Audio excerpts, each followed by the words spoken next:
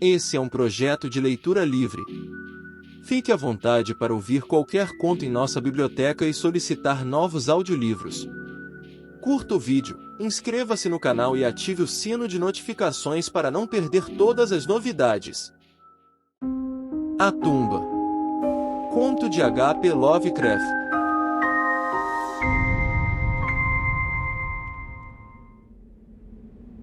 Ao relatar as circunstâncias que conduziram ao meu confinamento neste asilo de loucos, tenho consciência de que minha posição atual criará dúvidas naturais acerca da autenticidade de minha narrativa. É grande infortúnio o fato de que o grosso da humanidade seja limitado demais, em sua visão mental, para pesar com paciência e inteligência esses fenômenos isolados, vistos e sentidos apenas por uma minoria psicologicamente sensível, os quais jazem fora de toda experiência comum. Homens de intelecto mais amplo sabem que não existe nenhuma distinção precisa entre o real e o irreal, que todas as coisas aparecem como tais apenas em virtude dos delicados meios psíquicos e mentais de cada indivíduo, por meio dos quais nos tornamos conscientes delas. Mas o materialismo prosaico da maioria reputa como loucura os lances de visão superior que perfuram o véu comum do empirismo óbvio. Meu nome é Gervas Dudley, e desde a mais tenra infância tenho sido um sonhador e um visionário. Rico para além das necessidades de uma vida comercial, e de um temperamento inapto para os estudos formais e o recreio social daqueles com quem me relaciono, tenho lidado desde sempre em reinos que não pertencem ao mundo visível, passando minha juventude e minha adolescência debruçados sobre livros antigos e pouco conhecidos e a percorrer os campos e bosques das cercanias de meu lar ancestral. Não creio que o que li nesses livros ou vi nesses campos e bosques fosse exatamente o que os outros rapazes leram e viram ali, mas sobre isso preciso falar pouco, pois que discorrer mais detalhadamente apenas confirmaria essas calúnias cruéis acerca de meu intelecto que às vezes ouço sussurrarem os atendentes furtivos que me rodeiam. Basta-me relatar os eventos, sem analisar as causas. Disse que vivi afastado do mundo visível, mas não disse que vivi sozinho. Isso nenhuma criatura humana poderia fazer, desde que, à falta da camaradagem dos vivos, inevitavelmente se entra na companhia de coisas que não são, ou não mais estão, vivas. Próximo à minha casa existe um vale arborizado bastante singular, em cujas profundezas crepusculares eu passava grande parte de meu tempo a ler, a pensar e a sonhar.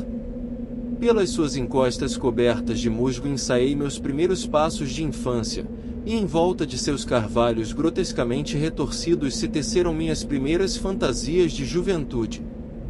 Conheci as dríades dessas árvores e não raro assisti às suas danças selvagens sob os raios vacilantes de uma lua pálida, mas acerca dessas coisas não devo falar agora.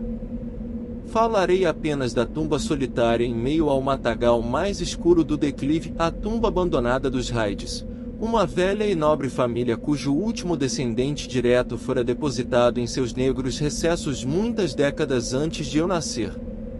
O pórtico a que me refiro é feito de granito ancestral, lavado e descolorido pelas névoas e pela umidade de muitas gerações. Escavada na encosta, apenas a entrada da construção é visível. A porta, uma pesada e proibitiva laje de pedra, pende de dobradiças de metal enferrujado e, ligeiramente aberta, jaz lacrada por pesadas correntes de ferro e cadeados, de acordo com um repulsivo costume de meio século atrás. A residência do clã cujos descendentes estão enterrados aqui coroou certa vez o declive no qual está a tumba, mas há muito tombou vitimada pelas chamas que desceram do céu na forma de um relâmpago. Daquela tempestade que à meia-noite destruiu essa lúgubre mansão, os habitantes mais velhos da região às vezes falam entre sussurros e inquietações, aludindo ao que chamam de ira divina, de um modo que nos últimos anos fez crescer vagamente o fascínio que eu sentia pelo sepulcro encravado na mata. Um homem apenas pereceu no fogo.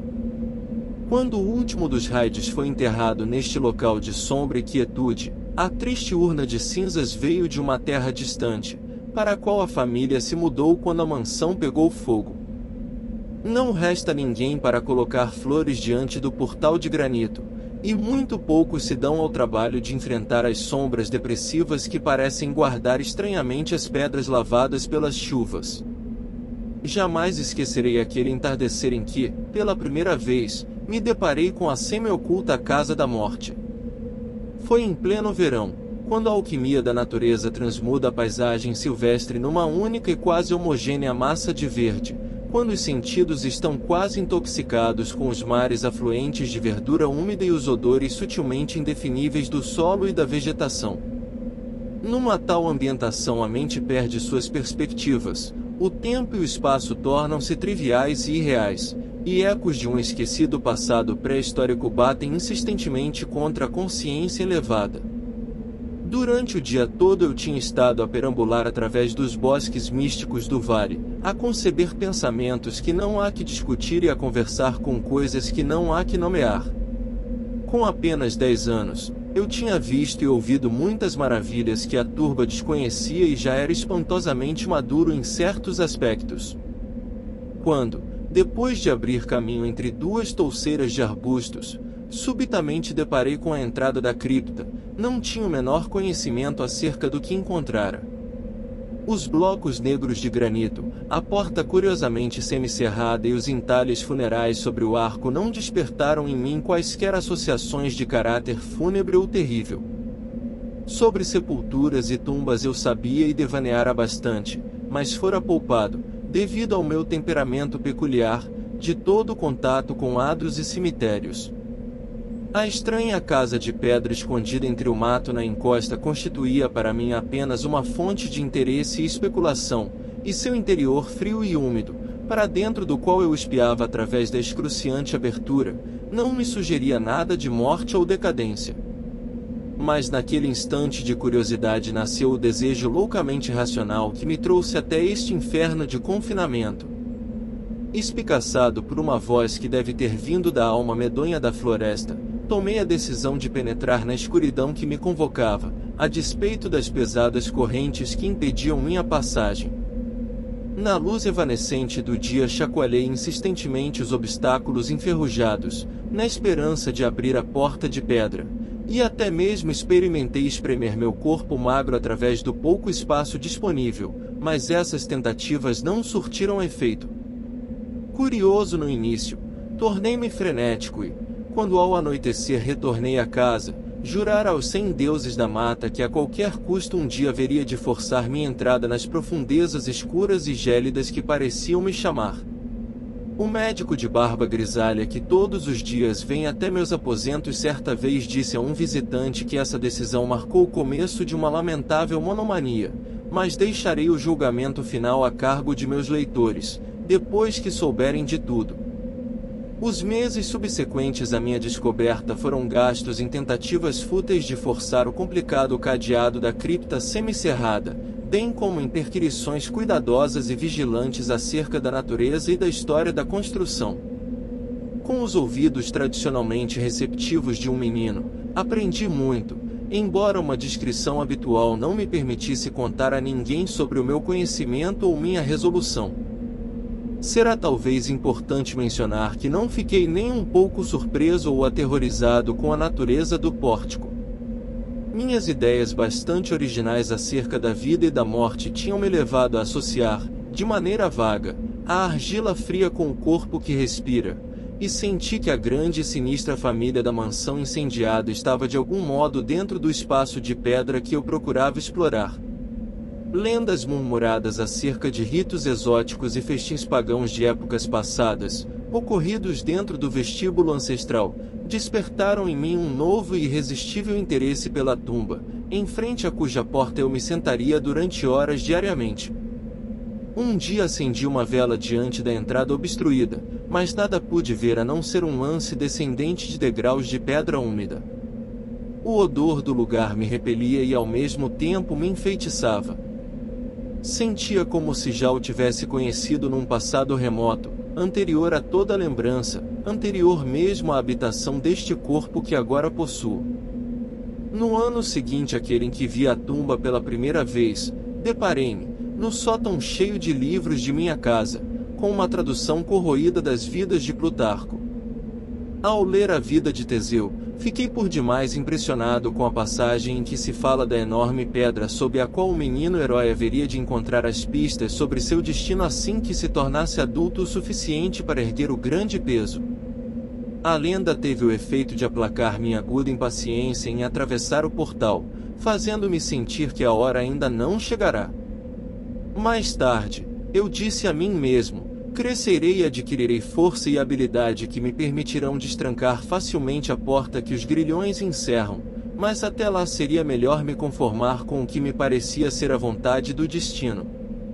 Com efeito, minhas vigílias diante do portal úmido tornaram-se menos persistentes, e grande parte do meu tempo era despendida em outras atividades igualmente estranhas. Às vezes eu me levantava em silêncio durante a noite, saindo às escondidas para andar por esses cemitérios ou locais de sepultamentos dos quais meus pais me mantiveram afastado. O que eu fazia lá não posso dizer, pois agora não estou seguro de algumas coisas, mas sei que no dia seguinte a essas rondas noturnas eu costumava pasmar os que me cercavam exibindo conhecimento de assuntos quase esquecidos durante muitas gerações. Foi depois de uma noite dessas que surpreendi a comunidade com uma ideia inusitada acerca do enterro do rico e celebrado Squire Brewster, personagem da história local que fora sepultado em 1711 e cuja lousa, exibindo um crânio gravado e ossos cruzados, ia lentamente se transformando em pó. Num lance de fantasia infantil, aventei não somente que o coveiro, Goodman Simpson, teria roubado os sapatos de fivelas de prata, as calças de seda e as roupas de baixo de cetim do falecido antes do enterro, mas que o próprio Squire, não totalmente inanimado, teria se virado 2 vezes em seu caixão coberto de terra no dia seguinte ao do sepultamento. Mas a ideia de entrar na tumba nunca me saiu da cabeça, sendo mesmo estimulada pela inesperada descoberta genealógica de que minha ascendência materna mantinha um ligeiro vínculo com a supostamente extinta família dos Wrights. Último de minha raça paterna, eu era igualmente o último dessa linhagem mais antiga e mais misteriosa.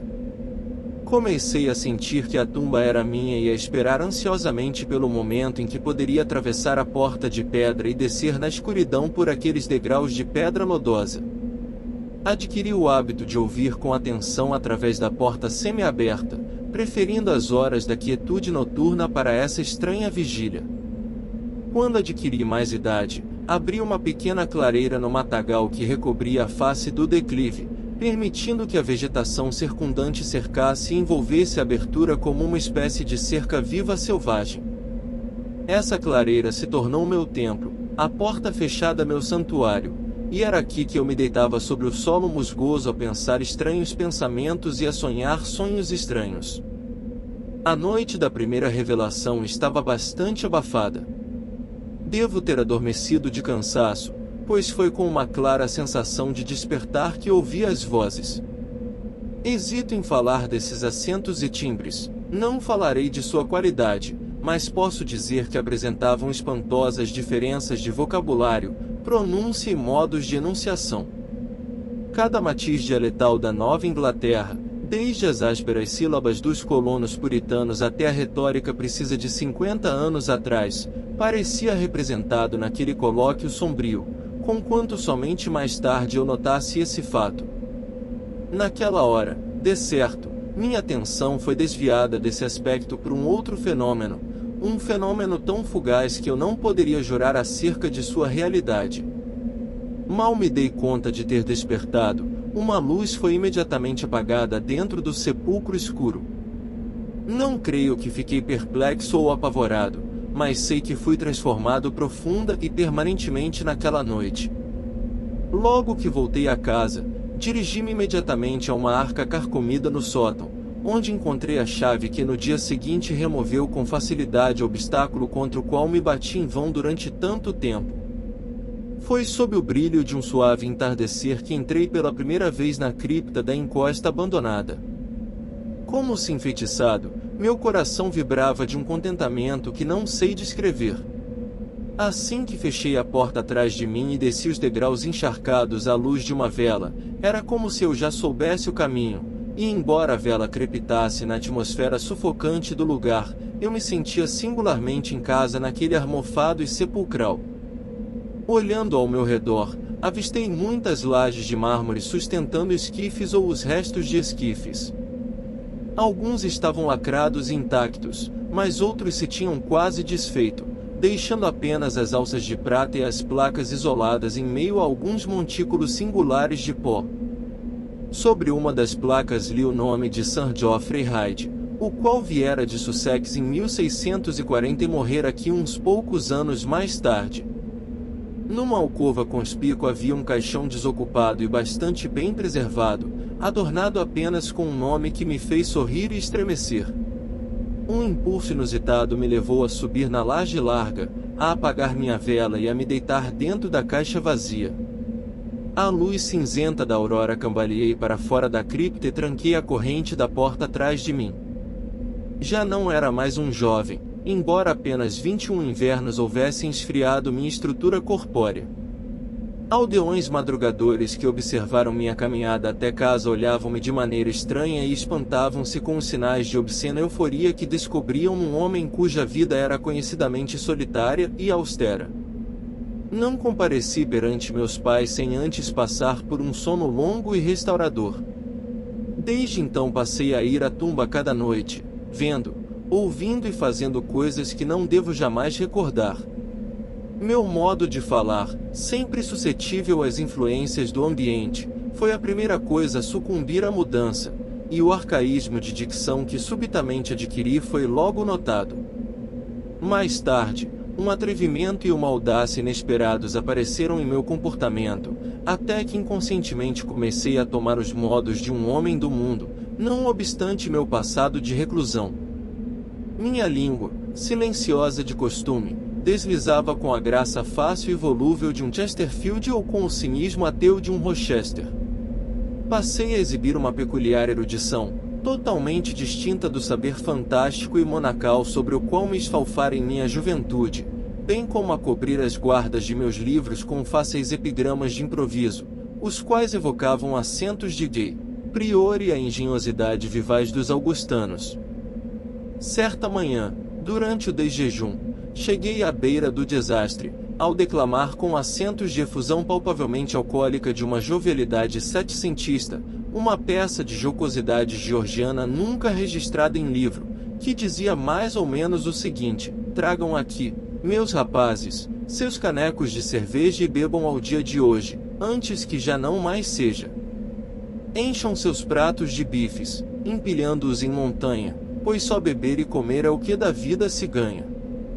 Encham suas taças, pois a vida passa, e depois ao rei e à amada não há quem um brinde faça.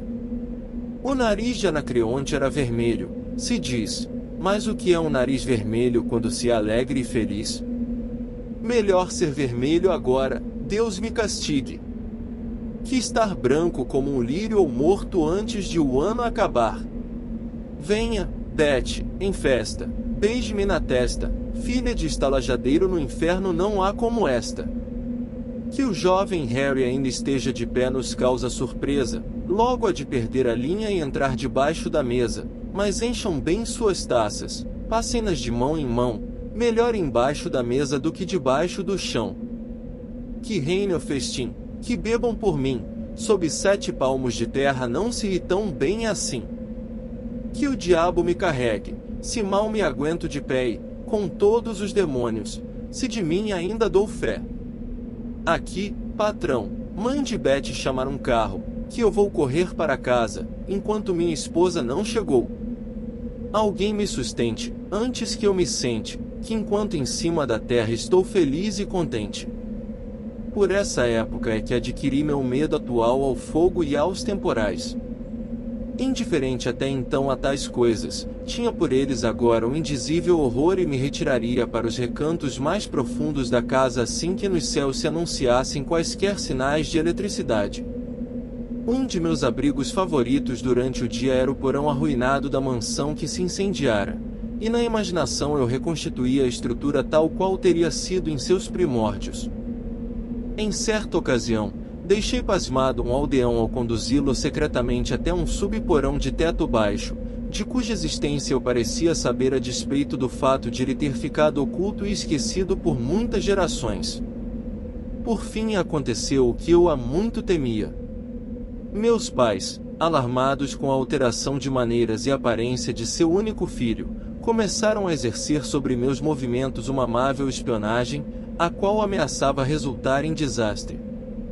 Eu nada dissera acerca de minhas visitas à tumba, tendo guardado meu propósito secreto com zelo religioso desde a infância, mas agora me via forçado a ter cautela quando penetrava os labirintos da depressão brenhosa, não fosse estar sendo seguido às ocultas. Minha chave para a cripta eu a mantinha pendurada num cordão no pescoço, como um segredo que só eu conhecia. Nunca trouxe para fora do sepulcro qualquer das coisas que encontrei por entre aquelas paredes. Certa manhã, quando saí da tumba úmida e prendi as correntes do portal com pouca firmeza, lobriguei numa macega próxima à face horrorizada de um bisbilhoteiro. Por certo o fim estava próximo, pois meu recanto fora descoberto e o objetivo de minhas jornadas noturnas fora revelado.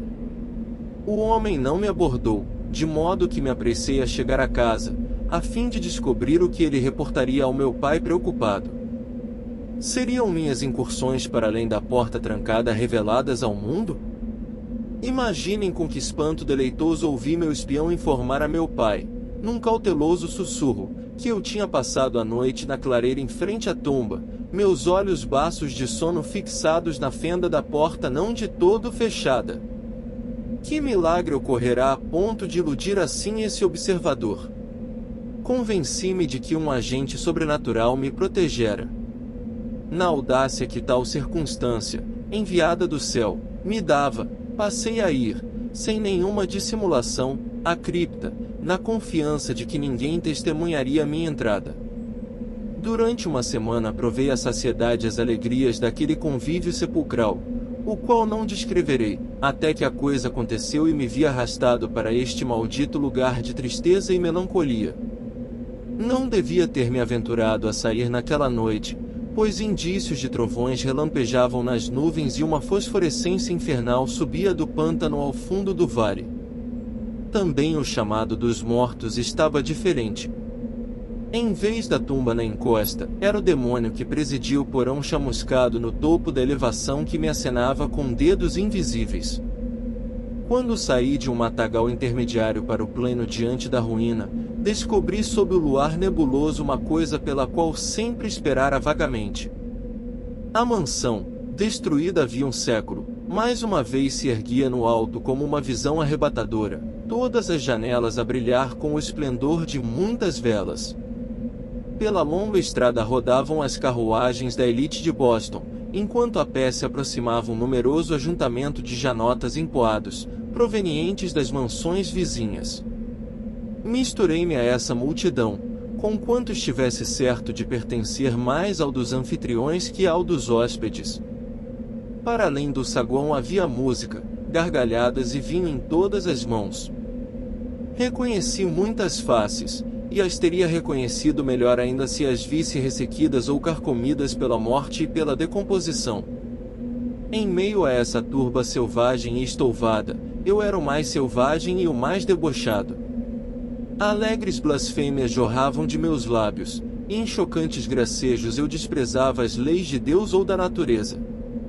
Súbito, o estrondo de um trovão, muito mais forte que a algazarra do imundo festim, rompeu o telhado e fez baixar um enorme silêncio sobre a companhia turbulenta. Línguas vermelhas de fogo e golfadas de calor ardente envolveram a casa, e os participantes, tomados pelo pavor de uma iminente calamidade que parecia transcender os limites da natureza desgovernada, fugiram aos gritos noite adentro. Somente eu permaneci, preso ao meu assento por um medo humilhante que nunca antes sentirá. E então um segundo horror tomou conta de minha alma. Queimado vivo até as cinzas, meu corpo disperso aos quatro ventos, eu nunca poderia jazer no túmulo dos Hydes. Não estava meu caixão já preparado para mim? Não tinha eu o direito de descansar até a eternidade entre os descendentes de Sir Geoffrey Hyde? Ai! Eu exigiria minha herança de morte, Mesmo que minha alma vagasse através das eras à procura de uma nova habitação corpórea, que a representaria sobre aquela laje desocupada na alcova da cripta. Gervas Hyde não deveria jamais compartilhar do triste destino de Palinuro.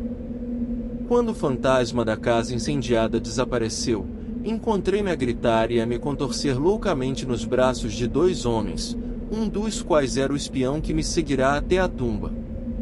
A chuva caía torrencialmente, e sobre o horizonte, na direção sul, viam-se os clarões dos relâmpagos que há pouco tinham passado sobre nossas cabeças. Meu pai, a face transtornada de pesar, estava ao lado, enquanto eu ordenava aos berros que me colocassem na tumba, admoestando frequentemente os meus capturadores para me tratarem com a máxima consideração. Um círculo escuro sobre o piso do porão arruinado sugeria uma carga violenta dos céus, e era nesse local que um grupo de aldeões curiosos estava a examinar com lanternas uma caixa pequena de fabricação antiga, que a explosão do raio trouxera à luz. Cessando minhas contorções fúteis e sem sentido, observei os espectadores enquanto olhavam o pequeno tesouro e obtive permissão para compartilhar de suas descobertas. A caixa, cujo fecho tinha se partido com o golpe que a desenterrara, continha alguns papéis e objetos de valor, mas eu só tinha olhos para uma coisa. Tratava-se da miniatura em porcelana de um homem jovem usando uma peruca caprichosamente encaracolada, a qual portava as iniciais JH. Quanto à face, sua conformação era tal como se eu estivesse a me olhar no espelho. No dia seguinte, trouxeram-me a este quarto que tem grades nas janelas, mas tenho sido informado sobre certas coisas por um homem velho, de mentalidade rude, por quem nutro simpatia desde a infância, o qual, tal como eu mesmo, também é amante de cemitérios. O que ousei relatar de minhas experiências na cripta trouxe-me apenas sorrisos de piedade. Meu pai, que me visita com frequência, assevera que em tempo algum atravessei o portal lacrado pelas correntes e jura que, quando o examinou, o cadeado enferrujado tem estado como sempre esteve ao longo de 50 anos. Chega mesmo a dizer que toda a comunidade sabia de minhas idas ao túmulo e que eu era muitas vezes vigiado enquanto dormia na clareira da encosta, meus olhos semicerrados fixos na fenda que conduz ao interior. Contra essas afirmações não tenho nenhuma prova tangível, até porque a chave para o cadeado se perdeu na luta durante aquela noite de horrores. As coisas estranhas do passado que aprendi durante aqueles encontros noturnos com os mortos ele as reputa como meros frutos de minha vida pregressa de onívora perscrutação sobre volumes antigos da biblioteca da família. Não fosse pelo meu velho serviçal Ira, eu hoje estaria convencido de minha loucura. Mas Ira, leal até o fim, conservou sua fé em mim e fez aquilo que me impele a trazer a público pelo menos uma parte de minha história. Há uma semana, ele quebrou o cadeado que prende a porta da tumba em sua posição perpetuamente semicerrada e desceu com uma lanterna até as profundezas sombrias.